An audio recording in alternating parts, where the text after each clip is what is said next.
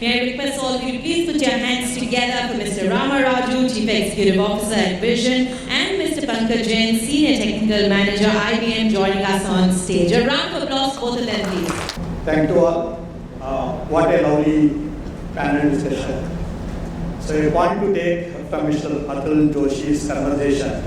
Next time when we go for a bungee jump or a river rafting, don't ask how this guy is expert rather than what is the risk mitigation they have in place. So that at least helps you or any of us to come back live without much risk. Okay. This is the last session of the first day, or the first part of the day. We wanted to make it quick and easy so that we can make a more interesting conversations. Second, thank you, Mr. Srivastav and Indrajit and rest of the ITB team for bringing all of us from a virtual room to a real room. We are all excited to be here. So me, Raju, our CEO, and my colleague from Pankaj Jain from IBM, we wanted to share a very different perspective to the audience from a very different context. So we are talking about how we landed up here as a metro industry, but where we are going to be, and what kind of opportunities, challenges we come across, and how, as an industry, as an ecosystem partner like us, we can be prepared well to handle this journey much productive, much higher return on investment, or a futuristic journey. So it is mentioned somewhere that by 2050, India will be the second largest metro network in the world, excluding the intercity transportation. So maybe we are right next to the China or maybe Paul. Means so many lakhs of crores is getting invested into the metro industry. And this is going to fuel the economy by giving more employment, consuming more cement, sand, steel. A lot of technology items were bought, built within the country, and it fuels the economy. Then it also helps the India to achieve the carbon emission goals by reducing the urban emission goals, and then cities becomes more horizontal, as mentioned in the previous. Another, I need not stay close to my office, so my child need not be staying close to the school she is going to. I can horizontally expand rather than vertically expanding, reducing my stress on my urban infrastructure. And the society will be more happy. So if I want to save more money on rent, probably I stay 50 kilometers away at a lesser rental place so that it gives me additional 5% of my annual income saving back to my pocket, which I can invest on my child's education or my personal business. So it is investment fuels the economy. But what is lying ahead of us? What is lying ahead of us means that we at this juncture, all of us, with so much of experience, we are also responsible to think proactively to pave a path for the next set of investments so we get best out of it. So what is that best out of it? So assuming that I invest X amount of money on a public infrastructure, if it is not maintained well, the available life will come down. And the quality of the ride, if I ever gone to the New York underground tube, it rumbles. So means that a 50-year or 80-year-old infrastructure, life is not, ride quality is not going to be as it is supposed to be, or lesser operation cost. So if we could able to put a thought process by the senior leaders or the people, those who are part of the current project, they can come out with a future path. So it will make us collectively successful so that we can come out with a strategy plan in place. It gives us a higher return on investment. And we also see there is an immense opportunity. What is the immense opportunity? So as Mr. Bhatt told that, the vendor is not available and I couldn't get it in time, then I need a substitute. So if all the metro rail operators collectively come together, put 0.01% of your capital investment into an innovative fund and bring the ancillaries, Indian entrepreneurs, and all of them, helping them to come with a indigenization plan of your space, your subsystems, all these things is going to give a biggest revolution. In 2019, I visited all the facilities of CRRC in 5 cities. They were started working maybe 20 years back, 30 years back, which brought them here. So if India or the leadership or the thought leaders or the senior most people in this industry can bring this thought and create a path, then India can become the biggest contributor to the internal economy and to the global supplier of the technology, space, and whatever it is. Then if you go to any airport, elderly parents you see flying from New York to a respective Indian city. So my son is working as a software developer in New York or whatever it is. Now I see people in Qatar metro or some other metro, a lot of Indian talent is helping them to operate and maintain.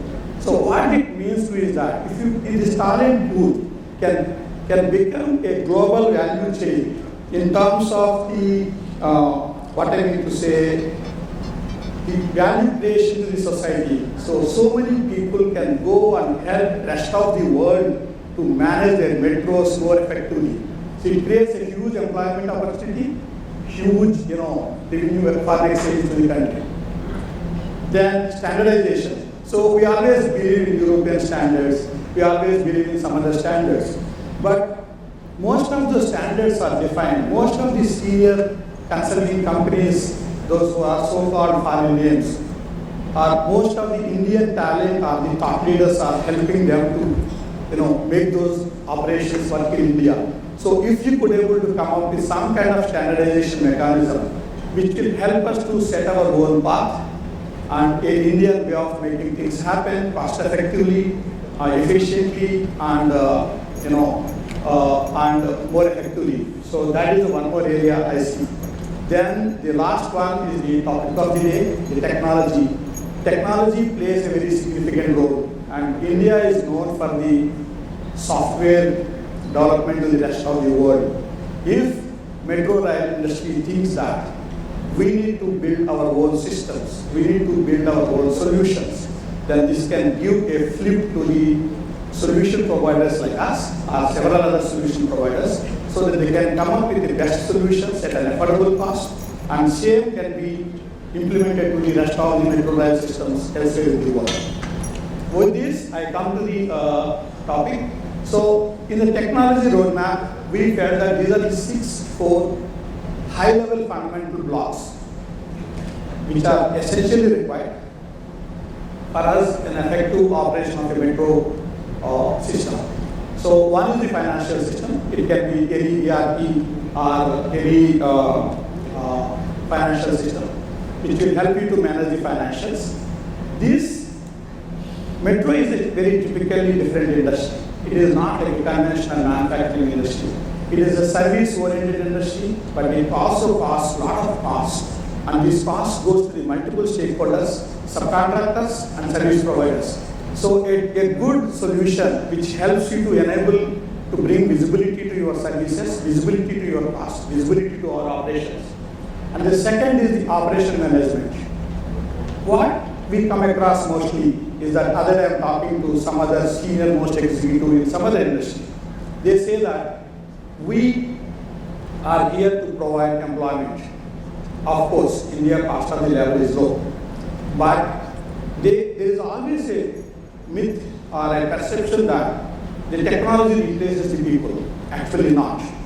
During COVID times, we realized that technology aids people, and it aids a lesser educated people much better. It will enable to upgrade their thought process to the next level, and they can be more productive and more contributing. So operation management is very important, whether I am using a janitor cleaner or a security guard or a train driver. Crew management, labor management, and attendance, incident, HSC, scheduling and operations.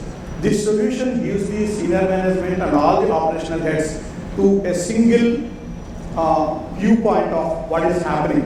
It can be a elderly woman slipping over the staircase, which requires some attendance, or somebody's lunch pack got spilled over the staircase, which requires an immediate cleaning. Otherwise, it is a safety hazard.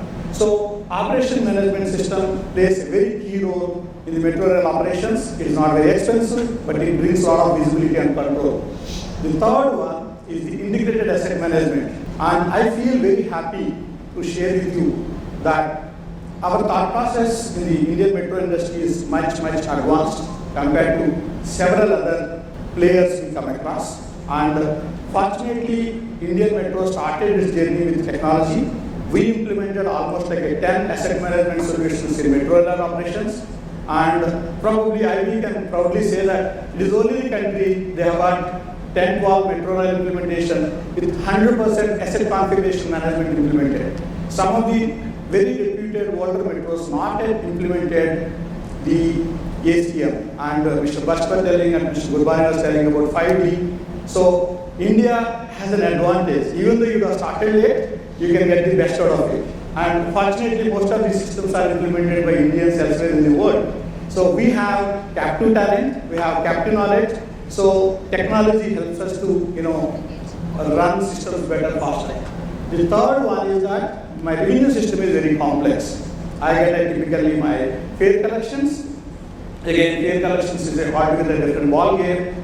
I hear now from our city, Hyderabad, that if you travel between this date to this date, you get X amount of discount. It requires more of a dynamic faring, dynamic way to attract the people. So fare collection, revenue management plays an important role. Then non-fare revenue from your advertisements, your shops, your rentals, your other infrastructure which you would have given to the telecom providers or anyone, that plays a very critical role. So that is also very dynamic. So assuming that there is an event and quickly I could able to give a display space to the respective audience, probably I get more revenue from the advertisement. So non-fare revenue system, fare revenue system, dynamism and integrating that will give us a huge cost advantage and we can increase our revenue optimization.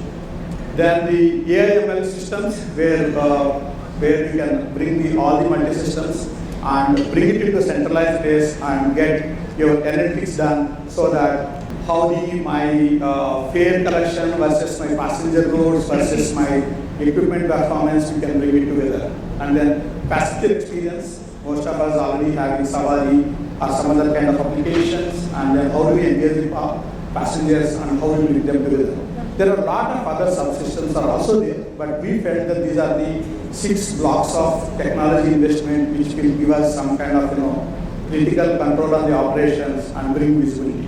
Then some of our Envision offerings, we are there in 3 places. We are having an end-to-end asset management solution, and with the last 10 years of working with the industry, we developed specific accelerators like plans, Prakas, other systems which are very specific to the metro rail industry. Then we have an end-to-end operation management solution like crew roasting, people management, IT operation log, incident management, service management, and housekeeping, other related activity.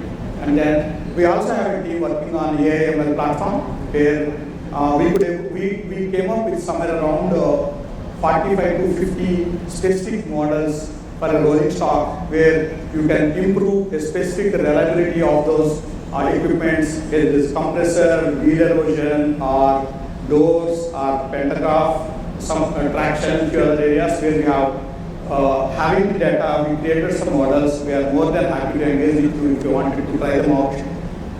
These are some of our offerings. My colleague Pankaj from IBM will run through what IBM can do in this industry. I think, Rama, you rightly set up the context that the kind of assets we are talking in metro context are very different. They are not like a typical power plant or refinery where assets are stationary at one location. Probably they live there for entire life. Here we have a rolling stock which is moving. We have a signal and traction and telecom and linear assets and then civil infrastructure, right? A variety of asset classes that we deal with in the metro scenario. And design time is also different, okay? And when it comes to the O&M side of the things, it requires very different set of capabilities to cover the entire subject around the asset management. And that's where IBM brings the solution called IBM Maximo, which is specifically flavored for rail metro industry, having over 200 plus rail metro customer on IBM Maximo. The asset management is a configuration-based management. Okay, it's not about just keeping the asset registry with at a bogie level or at a car level of the asset, defining the system. You can do that, but you will end up doing only the financial management. When it comes to the reliability engineering, when it comes to all the way to the Excel, damper, wheel level of the things, you got to define these hierarchies right. You got to have the configuration management, how these assets were built, how it was designed, how it's built, and how these are operated over the period. And that's where IBM brings the IBM Maximo, the first and foremost capability around asset management, which includes the linear asset management, the rolling asset management, and the things which goes hand in hand is the work management. If anything is wrong, you may be running all kind of the inspection where the gang of people are kind of covering the entire distance for physical checklist and doing the verification of those day-to-day activities as part of their inspection management, work management, corrective maintenance, all kind of the safety things, which is very important, right? Means you can't have a third eye as a safety and watching it. No, it got to be integrated as part of the work and asset management. Going by the days where possibly technology was not well equipped, I would say, and we were keeping like the third eye as a safety. Now, safety, we heard our esteemed panelists also talking about how important is that, right? It has to be a very integral part of the every activity that's being done by the industry, by the worker, by the technician, by the person who is out in the field. Bringing these capabilities around asset management, work management, health and safety, which is very integral part as we discussed, planning and scheduling. Now, planning and scheduling, which can be a short-term planning, day-to-day activity, how you are executing your 20 work orders, 50 work orders, or it can be long-term planning, managing the kind of the blocks, mega blocks kind of the scenario in day-to-day activity or over the weekly schedule, right? So we bring the capabilities of supply chain. Now, when the technician going out in the field to make the repair, he should be going with all the right tools, with right skills, with right spares and materials in hand, right? And that's where the supply chain functions, the inventory, the spares, all kind of the procurement, contracts management, because industry is dealing with all kind of the in-house as well as all kind of the service providers who are offering the services in different ways, right? So, another area is the mobility, because the people who are out in the field, they should be allowed to do the failure reporting, they should be allowed to fill out, refer their checklist right at the time of work, not when they come back to office and then they are doing work retrospectively. That's where the mobility comes handy. IBM solution is enabled on iOS, Windows-based, as well as it works both in connected and disconnected mode. IoT, that's kind of the buzzword, the OT coming closer to IT system and being the metro, most sophisticated technology already in use, be it the AFC systems or DMS, SCADA, all kind of the TCMS, which are ready to kind of fairly mature stage. What is missing is an integration of these OT systems with the IT world, so that these alerts, what we were talking this morning, right, they can come in the real time or near real time to an operational system like Maximo, so that the right technician and right action is triggered to take the actions. Last but not the least is analytics. End of the day, what it matters is my precast report, my predictive maintenance, my predictive analytics. How do I do the reliability engineering of for the assets which are getting aged over the period, right? How business don't want to now wait that, okay, it's today's work, go and do this. You've got to be proactive, and that's where the analytics, all the way from the simple analytics like precast reporting to the predictive maintenance based things, okay, where we are running advanced statistical algorithms to get the analytics back to you. So this system has to be working in close integration with one side of the corporate system, like of your ERPs or HR or CRM of the world, and right side with all kind of the metro subsystem. And that's what we are covering as part of the IBM Maximo solution suite. Over to you. Thank you, Pankaj, for your time.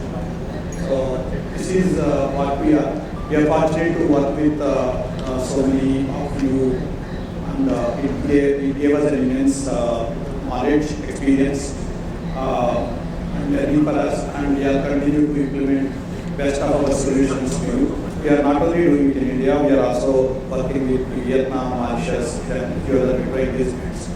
And we are happy to announce that during the COVID times itself, we were able to make one of the metro go live. So that is the.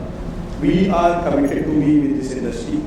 We are not a conventional system integrator. We are a boutique niche solution provider.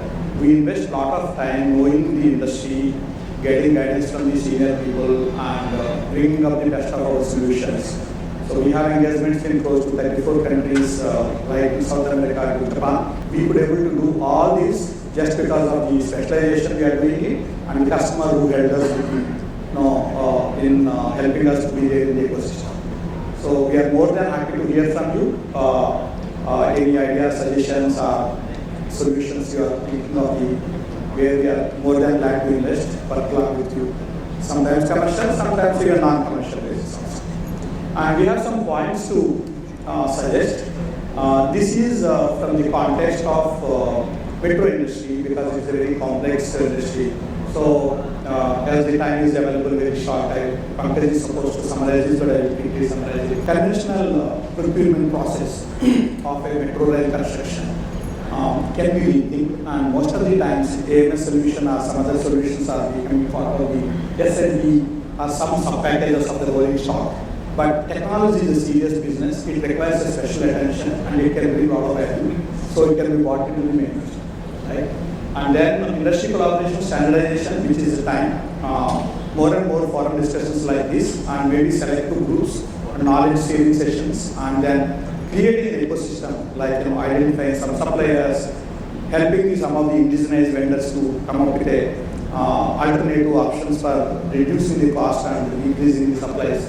And the third is that investing in the technology. I think last year budget, Niti Aayog came up with a process that any government organization investing in AML-based technology, they are going to fund it 100%. It shows that the government's commitment to invest in the latest technology, so that we, as a brain of the IT to the global, we can also get best out of our talent within the organization, within the country.